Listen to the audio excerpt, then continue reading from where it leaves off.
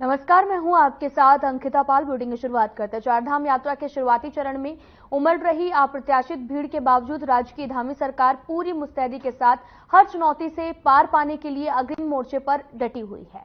CM Dhami चुनावी दौरे को लेकर हरियाणा में थे। इसका नतीजा ये रहा कि 24 घंटे बीतने से पहले ही अब यात्रा सुगम सुचारू रूप से चल रही है। टीम धामी के कई आला अधिकारी पहले से चारधाम यात्रा मार्गों पर डटे हुए हैं। सचिवालय में अपने अधिकारियों के साथ बैठक की, सीधा ग्राउंड जीरो पर जायजा लेने के लिए बड़कोट भी रवाना हो गए हैं। आपको तस्वीरें दिखा रहे हैं जो कि देहरादून से हैं, जहां पर सीएम धामी यात्रा को सुचारू रूप से जारी रखने के लिए निर्देश देने के बाद में ग्राउंड जीरो पर पहुंचे। इस दौरान उन्होंने लोगों को से बातचीत भी की, लोगों से उनकी समस्याओं को भी जाना कि किसी तरीके से कोई दिक्कत तो नहीं आ रही। साथ ही आपको बताते चले कि यात्रा सुचारू रूप से जारी रखने को लेकर बैठक भी की गई है। सीएम पुष्कर सिंह धामी ने शुक्रवार को सचिवालय में चारधाम यात्रा व्यवस्थाओं की समीक्षा करते हुए चारधाम यात्रा से जुड़े जनपदों के जिलाधिकारियों से कई व्यवस्थाओं का फीडबैक लिया है। मुख्यमंत्री बड़कोट जाकर ग्राउंड जीरो से यमुनोत्री धाम की व्यवस्थाओं का जायजा ले रहे हैं। चारधाम यात्रा में श्रद्धालुओं की सुविधा के दृष्टिगत और यात्रा को सुगम बनाने के लिए मुख्यमंत्री स्वयं मोर्चा संभालते हुए नजर आए। सभी मूलभूत सुविधाएं, पेयजल, विद्युत और साथ ही शौचालय, खानपान, बच्चों के लिए दूध और अन्य आवश्यक सुविधाएं उपलब्ध रहें।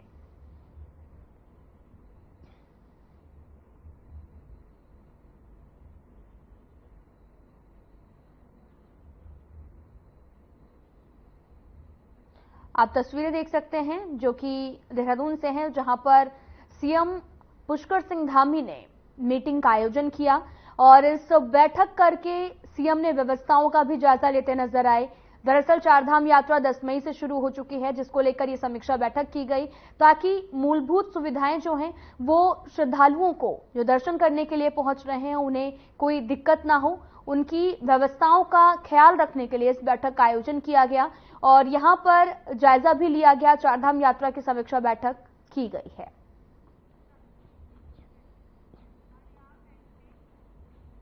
डिजिटल शिक्षा को आगे बढ़ाते हुए उत्तराखंड शिक्षा विभाग लगातार सरकारी स्कूलों में स्मार्ट क्लास लगा रहा है। वहीं छात्रों की किताबों से बढ़कर डिजिटल माध्यम से प्रैक्टिकल अनुभव कराने के लिए स्मार्ट क्लास का उपयोग किया जा रहा है और इस बात को लेकर डीजी शिक्षा बंशीधर तिवारी ने कहा कि अभी तक लगभग 2000 स्कूलों में स्मार्ट क्लास लग चुकी हैं, जिनमें से कुछ सरकारी बजट से लगे तो कुछ CSR के जरिए लगे हैं। साथ ही उन्होंने ये भी कहा कि अगले 2 से 3 महीनों में लगभग 1200 स्कूलों में स्मार्ट क्लास लगेगी, जिसमें हमारा प्रयास है कि हर स्कूल में स्टूडियो हो ताकि किसी विशेष लेक्चर को इन सभी 1200 स्कूलों से जोड़ा जा सके।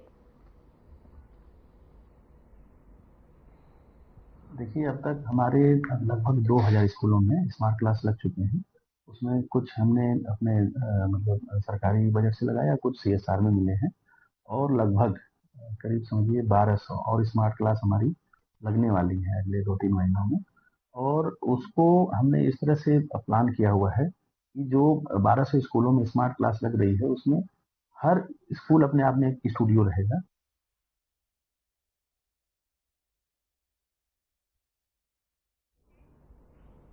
इस साल चारधाम यात्रा में बीते सालों की तुलना में लगभग दोगुने श्रद्धालु जो हैं वो पहुंच रहे हैं, जिसके चलते यात्रा मार्गों पर वाहनों के जाम की स्थिति बनी हुई है और ऐसे में इसके मुख्य कारण के तौर पर बड़ी गाड़ियों को माना जा रहा है, जिसको लेकर आईजी गढ़वाल करण सिंह नगनियाल ने भी बताया कि यात्रा मार्गों पर वोल्वो वाहन आ रहे हैं, जिनके आकार में बड़ा होने की वजह से पहाड़ी मोड़ों पर मुड़ने से जो है वो समय लगता है, जाम की स्थिति बन रही है। और साथ ही उन्होंने ये भी कहा कि आगामी समय में हम इन रूटों पर सीमित आकार के वाहनों को चलाने की व्यवस्था करेंगे, जिससे इस प्रकार की समस्या उत्पन्न ना हो, श्रद्धालु भी सुगम सुरक्षित यात्रा कर सके।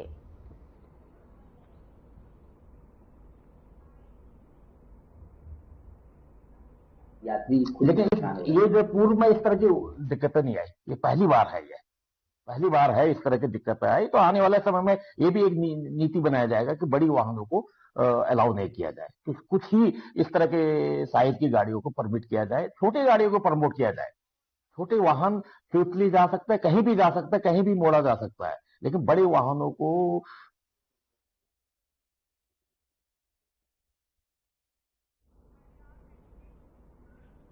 ऋषिकेश में ऑफलाइन पंजीकरण बंद होने की वजह से परेशान हो रहे श्रद्धालुओं के साथ बस ऑपरेटर भी भड़क गए हैं। श्रद्धालुओं और बस ऑपरेटर ने मिलकर यात्रा प्रशासन कार्यालय पर जमकर हंगामा काटा, सरकार के खिलाफ नारेबाजी करते हुए प्रदर्शन किया, अधिकारियों को खरी खोटी सुनाकर जमकर भड़ास भी निकाली। श्रद्धालुओं ने जल्द से जल्द रजिस्ट्रेशन करके यात्रा मार्ग पर भेजने की भी मांग की है। और अपर गढ़वाल आयुक्त नरेंद्र सिंह ने भी बताया कि गंगोत्री और यमुनोत्री धाम में श्रद्धालुओं की स्थिति फिलहाल सामान्य है और वहीं बद्रीनाथ केदारनाथ की स्थिति में अभी कुछ सामान्य नहीं है। यात्रियों की सुविधा के लिए कोई रास्ता निकाला जाएगा। प्रशासन की सबसे बड़ी प्राथमिकता यात्रियों को सुगम और सुरक्षित दर्शन करने का है, उनकी जान को खतरे में डालना नहीं है।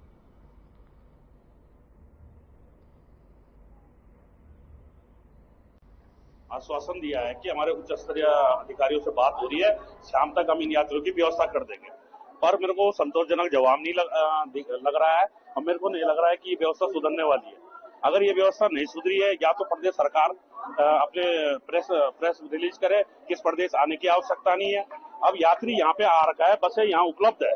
अगर यहाँ पे यात्री हो जाए और हमारे बसें न, सारा प्रेशर हम पे डाला जाता है, हमसे बोला जाता है बस उपलब्ध कराइए, तब हम उन व्यवस्थाओं करते हैं। आज वो बसें भी खड़ी है और यात्री भी खड़ा है, तो इसलिए हमें निर्णय लेना पड़ेगा। और हम फिर अपनी बैठक हुई हमारी, उसमें ये निर्णय हुआ अगर ऐसा होता है, यात्रियों के साथ जो दुर्व्यवहार हो रहा है, जो ये परेशान हो रहे हैं और हमारी बसें जो खड़ी है, तो हम अपनी बसें पूर्णतः ही खड़ी कर देंगे। ये कहना कि जो यहाँ भीड़ है, इस भीड़ को आप निकालिए, उनकी बसें भी खाली है, कई दिन 3 सब स्टेशन नहीं है, तो कम से कम यहाँ से भीड़ कम हो। उनका भी एक सीजन होता है, सीजन में उनका कहना है कि हमें कमाई का इस सीजन में मौका मिलता है, कम से कम रेगुलर गाड़ियां जाए। इस समय क्या है कि हायर लेवल से, क्योंकि हमारे धामों में यमुनोत्री गंगोत्री में प्रॉब्लम आई थी 3 दिन पहले, अब वहाँ स्थिति हारा सामान्य हो गए। अब केदारनाथ बद्रीनाथ में थोड़ी प्रॉब्लम आ रही है, तो शासन लेवल में हर दिन मॉनिटरिंग हो रही है कि किस धाम में कितनी गाड़ियां जा रही है और कितनी गाड़ियां जाम में फंसी हुई, कितनी छोटी गाड़ियां जा रही, कितनी बड़ी जा रही। तो शासन ने ये निर्णय लिया कि चेक पोस्टों पर ही ये सुनिश्चित किया जाए कि कितने लोग जो है रजिस्ट्रेशन जिनके पास है वो लोग जा रहे हैं, कितने लोग जिनके बाद के रजिस्ट्रेशन है वो लोग जा रहे हैं। जैसे हमने पहले भी हम लोग तो पहले से ही देख रहे हैं, रजिस्ट्रेशन काउंटर हमने खोले थे और उसी के अनुसार रजिस्ट्रेशन हुआ था। जो ऑफलाइन रजिस्ट्रेशन तत्काल रजिस्ट्रेशन हुए थे और उसके बाद से बंद कर दिए गए हैं। और क्योंकि कुछ यात्री फिर भी आ रहे हैं, क्योंकि अब फ्लो तो है ही और मूवमेंट है ही, तो यहाँ पे जो यात्री रुके हुए हैं जिनका रजिस्ट्रेशन नहीं है, उनको हम यही बता रहे हैं कि हमारे आसपास जो भी हमने अरेंजमेंट किए हैं रुकने के, निःशुल्क अरेंजमेंट किए हैं, वहाँ चले जाएं और जैसे ही रजिस्ट्रेशन की प्रक्रिया चालू होती है वो यहाँ आके आपका जो आगे कार्रवाई होगी वो कर सकते हैं।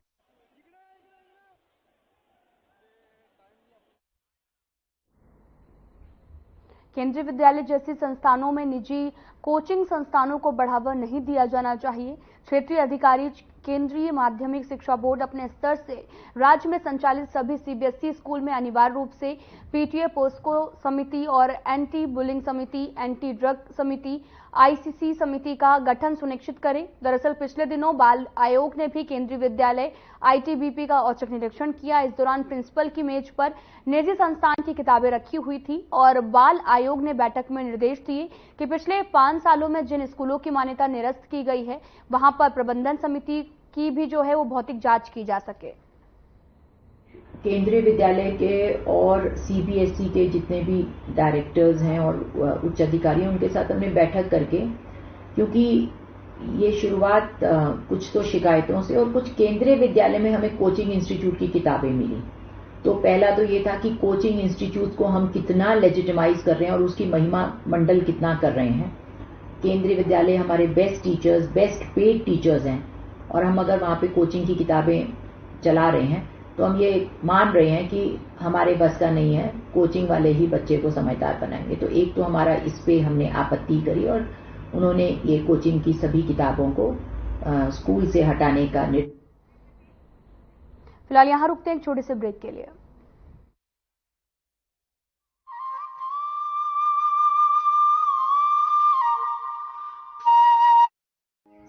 बेटा, न बिजली न बीमा, हम किसानों को तो धोखा ही मिला वोट के बदले। और पापा आपको? बिचौलिए। पर हमें तो मिला है मोदी, बस एक वोट दिया था। अपने हरियाणा में फसल का पैसा और किसान सम्मान निधि सीधा खाते में आ जाती है। सबसे ज्यादा फसलों पर एमएसपी मिलती है। खाद बीज की कभी कमी नहीं होती। सिर्फ तारीफ ही नहीं, वोट भी दो बच्चों, तभी तो आएगी मोदी सरकार। कमल का बटन दबाएं, भाजपा को जिताएं। Hey Mom! Hey! Hey, look, I can download a song really fast. I can make dosas faster. Must be joking. Bus, 3 easy steps. Mix with water, spread batter, fry. गाना डाउनलोड हुआ? नहीं, पर तब तक मैं इडली बनाती हूँ। हमने बनाया किड्स से। भारत को ग्लोबल मैन्युफैक्चरिंग हब बनाएंगे, जिससे युवाओं को रोजगार के नए अवसर मिलेंगे। ये है मोदी की गारंटी।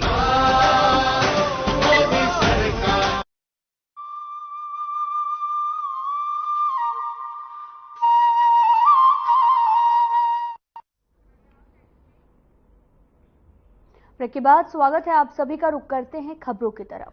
खबर ऋषिकेश से है, जहां पर यातायात निर्देशक मुख्तार मोहसिन की ओर से ऋषिकेश की ट्रैफिक पुलिस को एक बार फिर से क्रेन सुविधा उपलब्ध करा दी गई है। क्रेन मिलने से ट्रैफिक पुलिस काफी खुश नजर आ रही, क्योंकि क्रेन मिलने से पुलिस अब नो पार्किंग में खड़े वाहनों को आसानी से उठा सकेगी। यातायात निर्देशक मुख्तार मोहसिन ने बताया कि ऋषिकेश में क्रेन सुविधा पहले से ही मौजूद थी, लेकिन कुछ वजह से क्रेन सुविधा बंद हो गई थी। मामला संज्ञान में आया तो फिर से ऋषिकेश को क्रेन सुविधा उपलब्ध कराने के प्रयास शुरू हुए और आज ये प्रयास सफल हुए हैं और ऋषिकेश ट्रैफिक पुलिस को एक क्रेन सुविधा उपलब्ध करा दी गई है। ट्रैफिक इंचार्ज अनवर खान ने भी बताया कि यातायात निर्देशक की ओर से मिले निर्देशों का सख्ती से पालन करना शुरू कर दिया गया है।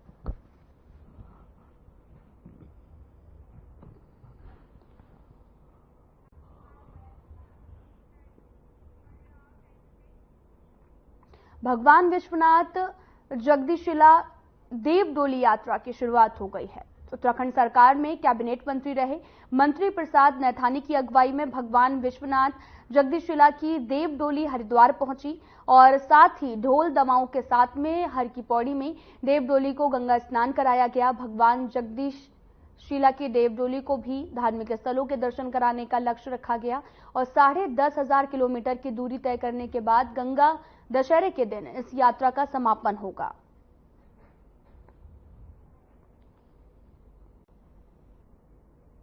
ये विश्वनाथ जगदीशिला डोली है।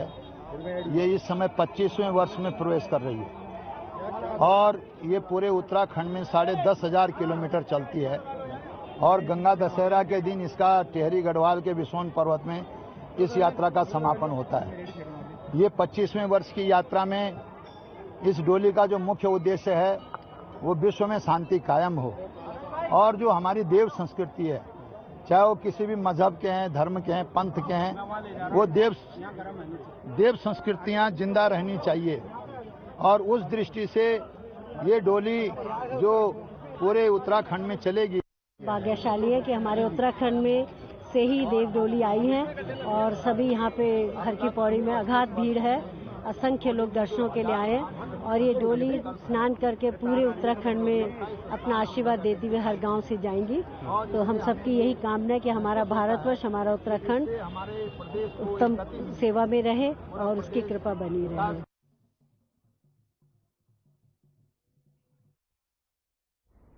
मसूरी में उच्च न्यायालय के निर्देशों के बाद में मसूरी नगरपालिका की मतदाता सूची से नाम काटने को लेकर आज भारी संख्या में लोगों द्वारा विरोध किया गया है। दो गुटों के बीच में जमकर कहासुनी हुई थी, जिसके बाद पूर्व सभासद मनीषा खरोला के पति परमवीर खरोला ने मसूरी कोतवाली में नरेश मल और को लेकर जो है वो अज्ञात के खिलाफ शिकायत दी थी। शिकायत के अनुसार परमवीर खरोला ने आरोप लगाया कि नरेश मल द्वारा उनके जान से मारने की भी जो धमकी है वो दी गई थी और इतना ही नहीं, उन्होंने ये भी कहा कि मसूरी नगर पालिका परिषद की मतदाता सूची में उनके वार्ड में करीब 300 नाम फर्जी तरीके से दर्ज कराए गए हैं, जिसको लेकर उनके द्वारा न्यायालय में चुनौती दी गई थी। उधर इस पूरे विवादित मामले को लेकर मसूरी कोतवाल अरविंद चौधरी ने भी बताया कि दोनों पक्षों द्वारा दिए गए शिकायत पत्र को संज्ञान में लिया गया है। दोनों की भी जांच की जा रही है और जांच में जो भी तथ्य सही सामने आएंगे उसके आधार पर पुलिस के नियमानुसार कार्रवाई की जाएगी। जी हमारे यहाँ अभी परमवीर खरोला और यश गुप्ता द्वारा 2 प्रार्थना पत्र आए हैं। इसमें उन्होंने कुछ लोगों, अज्ञात लोगों के खिलाफ ये तहरीर दी है कि उनसे जान माल का खतरा बना हुआ है। तो इस संबंध में जांच की जा रही है।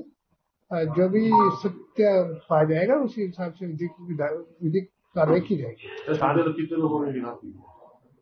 वो एक नाम देते हुए अज्ञात अभियुक्त गण लिखा। शांति व्यवस्था बनाए जाने के लिए पुलिस पूरी तरीके से हाँ, शांति व्यवस्था बनाने के पूरी पुलिस पूरी मुस्तैद है और काफी लोगों को हम पाबंद करने की तैयारी की जा रही है ताकि लॉ एंड ऑर्डर मेंटेन रहे और आगामी जो नगर निकाय इलेक्शन है वे सकुशल संपन्न हो सके। 15 तारीख को हमारे वार्ड की आपत्तियां थी जो हाईकोर्ट के आदेश अनुसार उसमें आपत्तियां चल रही थी, एसडीएम साहब सुन रहे थे, तो मैं भी अपना लोकतांत्रिक अधिकार मेरे को भी कि मैं जाऊं, मेरे वार्ड में कौन कौन सी आपत्तियां लगी हैं।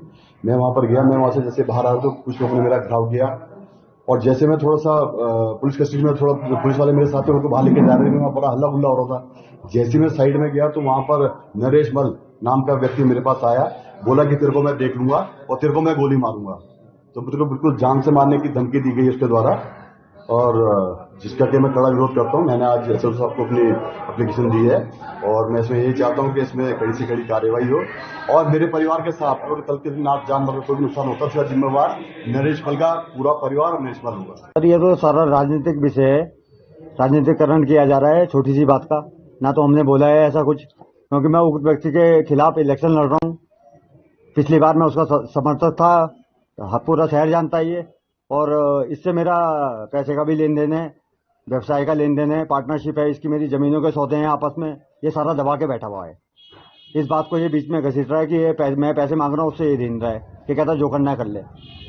तो सारा ये मतलब घुमा फिरा के सारा जो है मेरे पे ब्लेम लगा रहा है, मुझे दबाने की कोशिश कर रहा है। हल्द्वानी में नए वाहनों के रजिस्ट्रेशन के लिए आरटीओ कार्यालय ने मंगलवार को UK4 आपको बताते चले कि AN सीरीज शुरू कर दी है और इसके साथ ही इस सीरीज के VIP नंबर के लिए ऑनलाइन बोली भी शुरू कर दी गई और अभी तक वाहन रजिस्टर्ड किए जा चुके हैं और जो कि 04 AM सीरीज समाप्त होने पर विभाग ने नई सीरीज भी शुरू की है।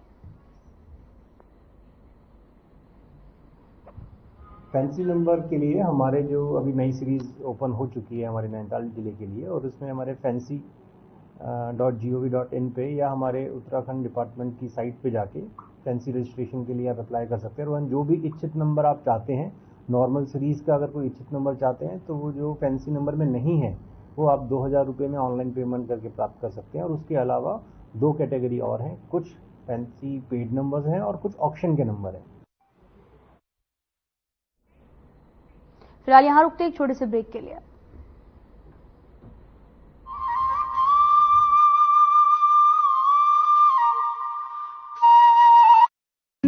Hey mom, hey, look, I can download a song really fast. I can make dosas faster. Must be joking. Bus, 3 easy steps.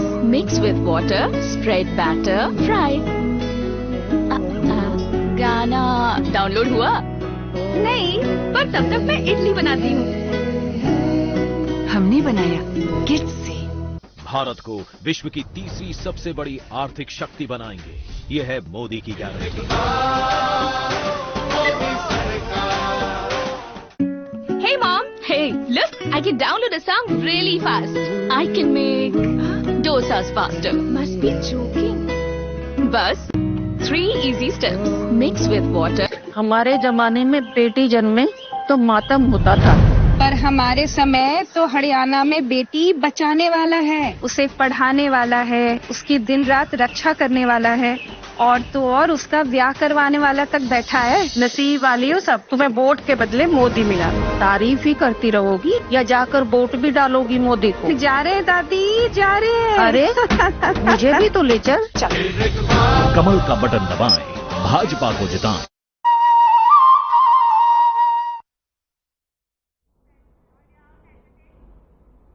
Break के बाद स्वागत है आप सभी का। रुख करते हैं खबरों की तरफ।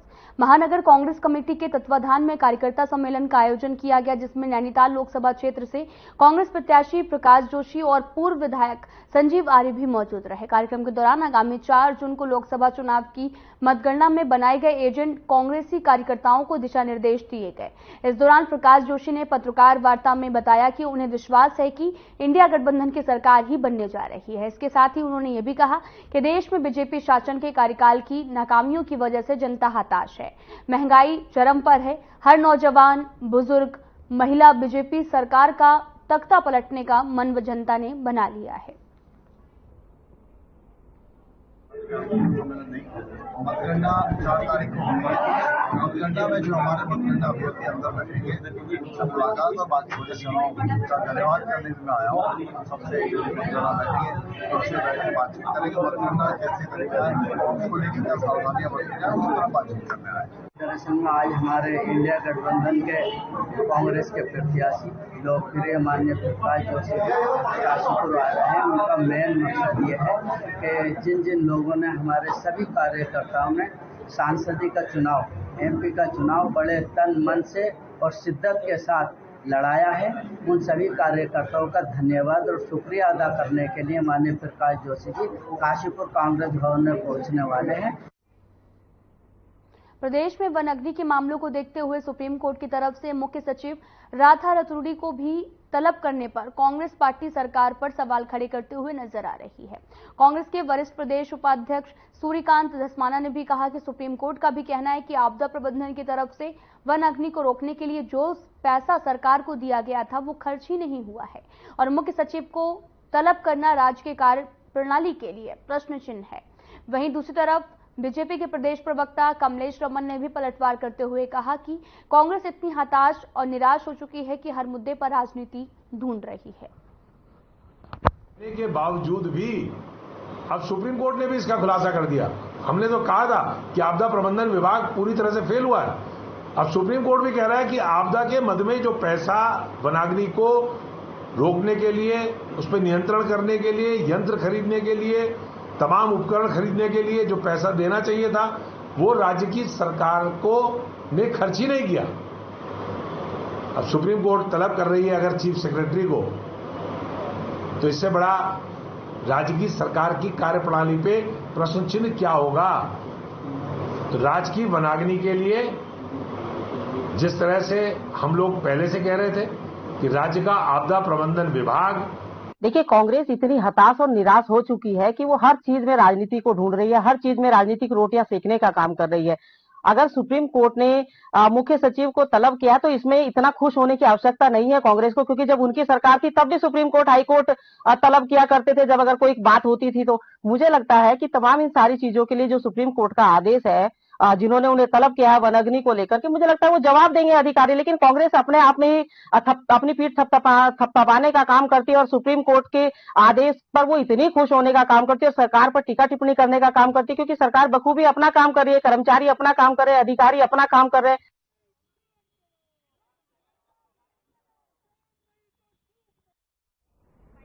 फिलहाल इस वीडियो में इतना ही। नमस्कार।